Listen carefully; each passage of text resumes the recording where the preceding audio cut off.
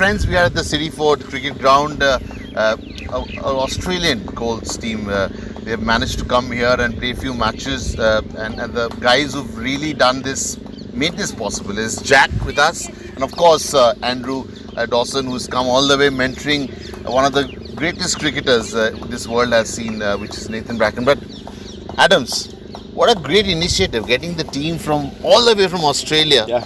And from one continent to the other. And of course, rain played a spoil sport in a few games, but the journey has started. Absolutely, and yeah, I mean, as you mentioned, we can't control the weather, but the boys overall, they've had a really incredible experience. And you know, me as someone who was coming on these types of tournaments from the age of 11, 12, 13, now I'm in a position where I can give that experience back to the young guys. So that's really what it's all about for us, myself and my father. Yeah, I mean, this is a great initiative. I mean, Andrew, you've seen the entire thing beginning in Australia. In this initiative taken by Adam and his dad, of course, Bruce.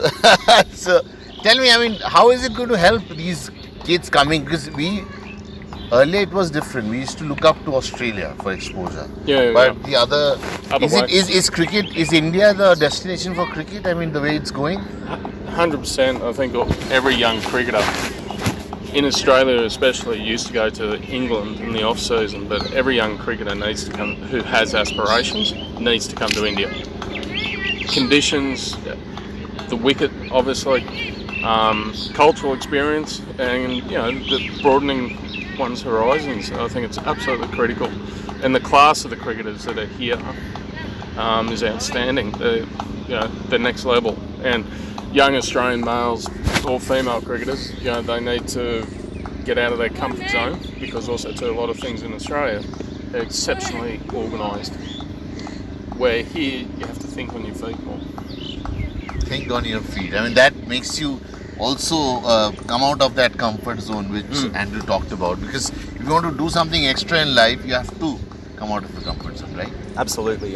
And with all of these boys, I know even in the few games that they were able to actually get on the field and play, they really did struggle with the conditions. Even in short form cricket, in T20 cricket, you can really see the fatigue setting in. But as Andrew alluded to, the quality of the cricket here is just another level for the junior boys. I think the Australians really, a lot of them will get an awakening of sorts, and they can see for themselves, the work ethic and the drive, the determination of these young Indian players, which has really built India into the cricket powerhouse that it is today. Talking about powerhouse, the way Australian cricket team is playing, I think the powerhouse is all based on the skill set you have, the way you perform in that 22 yards, right? Having your basics, having your game plan, knowing your main strengths, and then adapting those strengths with your game plan to the conditions. And as Jack said, also too, bring that back to the younger guys here.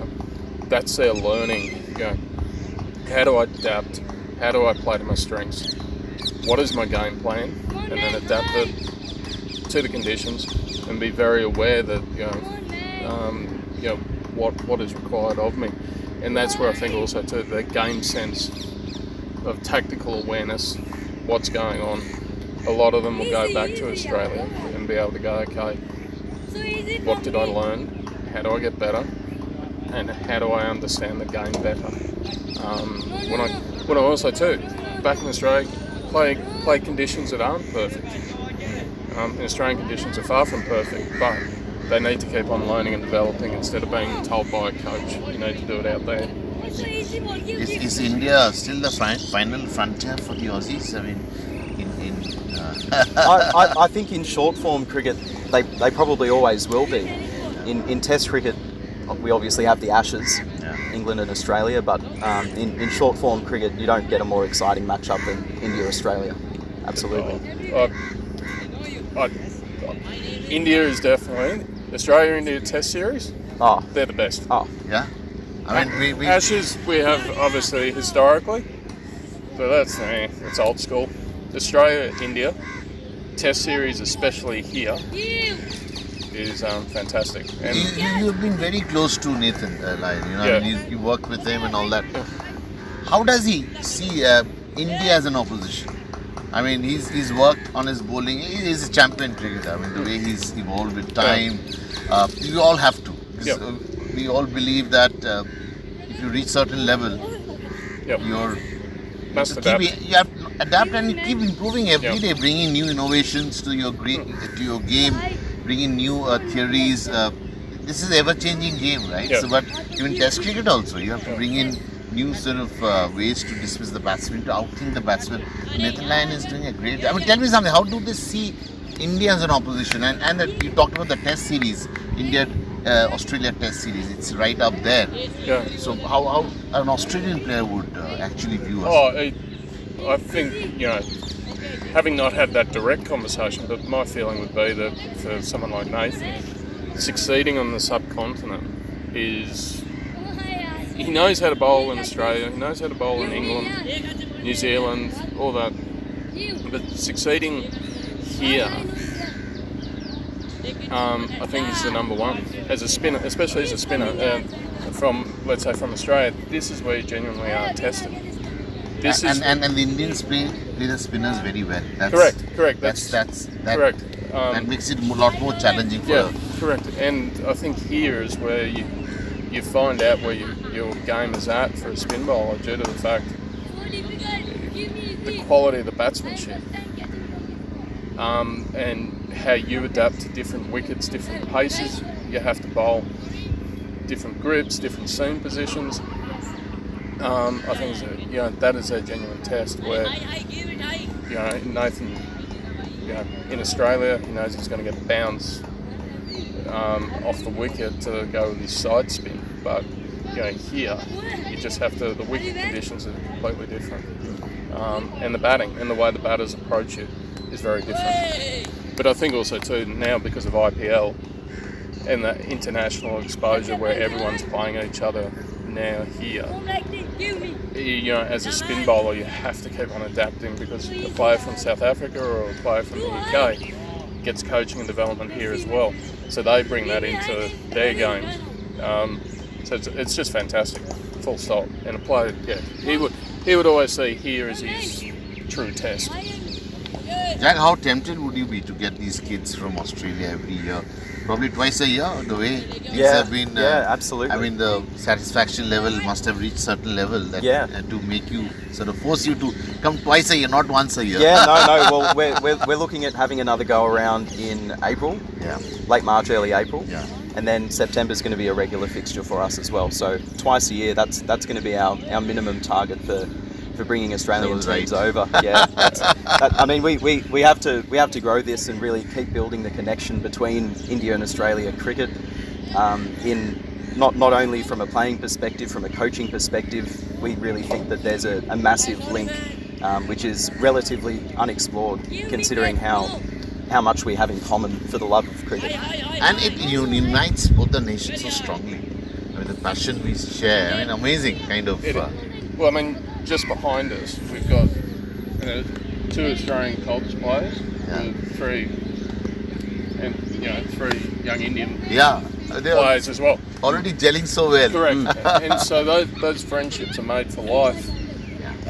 Truly. Yeah, and I think that ends up being the major critical thing where there's that exposure to each other. They've got friends for life. I think that's cricket's the great out. Cricket's obviously the great thing, but then the friendships that they make for life, I think, is the main outcome. Right. So now we have come to a very interesting part of our discussion about parents. They have a huge role. What you get, the in-house support, but at times it turns out to be in-house pressure. We are also joined by former first-class cricketer who almost played for India. I don't know why he didn't play, Kunal Lal, who is managing the entire thing. Kunal, welcome to the broadcast. But you tell us, I mean, before we go to them, know about how the Australian parents are. Tell me, Indian parents. I mean, here we need to learn something. You have to let go the kid. You have to just allow him to play, because playing cricket is just, you're not studying, you're playing. So it should be a lot of fun element attached to it. But tell me, I mean, how it works here. I mean, from the word go, they want their son to play in the IPL. From the word go, they want immediate result. not possible. Rome was not built in a day. It wasn't. And thanks, Indranil, anyways. But it's, I think, the parents' job, honestly, and that's what I believe, is to support the kids, not coach the kids. So there has to be a distance between... So where do you draw a line? Support and... the coaches have to draw the line. No one else can. You just have to. Because I always say, if you hold the hand, it's difficult. You keep a one-arm distance, you're always happy. So how do you do it if you can show it? Nah, that's my distance. Okay. Yeah.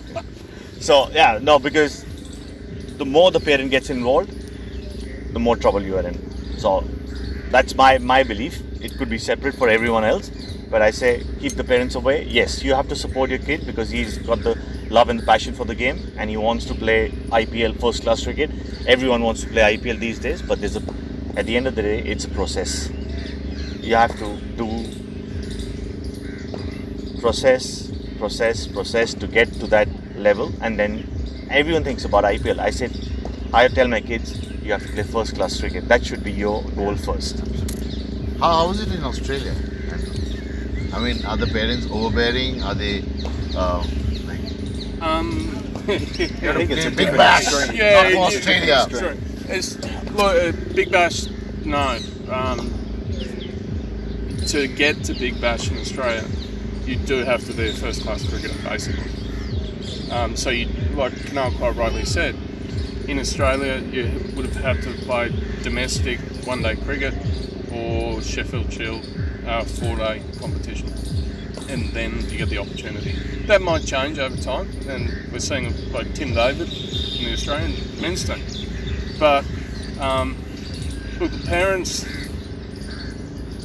I think it's a case of educating the parents and then getting them, as Kunal quite rightly said, saying, get them to step away. Normally I've found that the parents who are very good are the ones who've played a sport at a good level. It doesn't have to be cricket. Any sport. Any sport. They understand. I hand my young son or daughter over to the coaching staff. My job is to be the supporter off field, not put the pressure both on the player or the coach, and tell them how it should be done. Because the kids won't stay in the sport, full stop. They'll hit that 16, 17, 18 and go and rebel against their parents. And certainly in Australia, kids are given a lot of freedom, and they're not as, they're just given a lot more freedom to say what they want and do what they want. So from that, and also too, culturally in Australia, you do have an element where parents have got to be comfortable to see their children fail. Because that's the greatest character test for you. Parents at times will only talk as if they can only have great experiences to build their self-esteem and confidence up, and they become too protective. They have to let go, allow my son or daughter to get out for 3 ducks in a row, get whacked around when bowling, drop catches. That's part of the game. I mean, if you're not ready to take failure on your strides, I mean, you shouldn't be playing cricket. Absolutely. But at times, yeah, back in Australia, some parents have become very, very protective, and they wonder why their kids, struggle due to the fact they don't let them fail. Is the culture changing? And I mean, the way things are moving, because you can't keep your kid at home all the time. What you see in India, if a kid is doing well, he has to travel all over the world playing cricket, all over the India to start with, all over the city to start with, then India, that's the slow progression which Kunal talked about. And I think most kids wouldn't even get to that stage if their parents were too involved. I know my father, he coached a few of my teams, but he never coached me personally. He never showed me how to hold the bat, never showed me where to put my feet.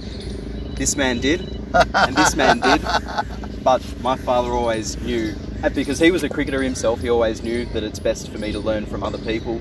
And when you have multiple coaches, you can take a little bit from everybody you work with and kind of create your own style from that. But it's each to their own. There are parents still to this day who want to stand at the back of the net and say, "Son, why are you playing that shot? Why are you playing here?" Oh, God. They want to pay, they want to pay coaches, but they want the coaches to coach what the parents want. not what the player needs. So it's really about, like Kunal said, drawing that line, keeping that arm's distance, and letting the professionals do their job. Absolutely. And you've got parents here, I mean, for this particular tour. They've come here. So how was the experience? You know, I mean, are they all right? I think there are definitely overall, I would say Steve and Luke, our coaches, have done a fantastic job in making sure that the parents' involvement is moderated. But of course, you know, the parents are going to have conversations with their kids, and that's totally fine. But here we've been lucky to have a really good group who have really let Steve and Luke do their job. They're very enthusiastic. Yeah. Very enthusiastic. Which is what, but in India it's over enthusiasm. But Kunal, you have started, I think, first of its kind to start a cricket tourism. We have seen it happening at the highest level when you have a World Cup or something like that. But inviting teams from outside, we know a lot of Indian teams at different levels have gone to England, Australia, school teams. It's been happening for so many years. But first time I am seeing a team coming from outside. Do you plan to invite more teams from other countries other than Australia? I know you love Australia. You've been there yourself. No, It's an honorary as well. no, it's not me. You know, all of this is not possible. You know, there's Bruce, Jack, Dawson. Because the all of competition us, level yeah, will you go know, up. If you have one team from South Africa, also South African codes. So in that sort of a thing. Yeah, we've known each other for 15, 18 years now, and it's just a combined effort that we and it's good. You know, like I was talking to Dawson and Bruce and Jack, that what an experience it is for the boys to come here and learn how how Indian conditions are, how good the young Indian talent is, and then you can just go back as a better player. So it's just a combined effort of all of us, and we intend to do more tournaments like this, and that's just the way forward. As we say, as coaches we learn every day. Even in this we learn every day. But you started with 4 teams as Jack was saying, in month of April you plan to do more matches. So will it be 4 or will it be more? We want as many countries as possible. No, so from India you'll add more teams. Yeah, we'll add more teams. We want to see the Indian talent. Maybe teams from Bombay, Bangalore, wherever. So these things are on the cards. So let's see. We've already started planning for April. So we'll have a happy announcement very soon. And Andrew, I hope you are coming, and Jack will be there, of course. Let's see what happens. I hope I get an invite back. No, really, it was such a pleasure hosting you guys, and it added so much to the surrounding. And sir, if you can join us, he's another mastermind behind all Bruce, Mr. Bruce. Great work. I mean, getting the entire team together, it's not a small thing, getting so many people together to work. He's a very happy, satisfied man. Yeah, no, the weather was just God telling us that we can play or we can't play, and we can't change the weather. So we ride with it, and we're happy with how things have turned out. The boys still have had a lot of cricket, so they'll be better for the experience. I think the ability for the boys to culturally exchange. Our cultures are remarkably different, and for them to be able to integrate and share ideas from one to the other, it's priceless. Absolutely, and it will be priceless for Indian boys also one day to go and play in Australia, because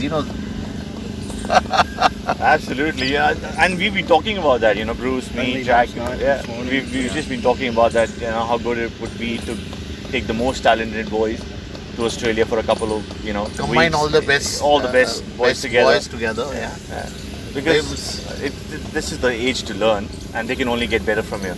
Actually, and cricket is a festival in India, and so is it in Australia. Yes. So, and thanks a lot for creating a new culture, and this will probably go a long way. Kunal and Jack, Andrew, and Bruce, thanks a lot. Thank you. Yeah. Thank you.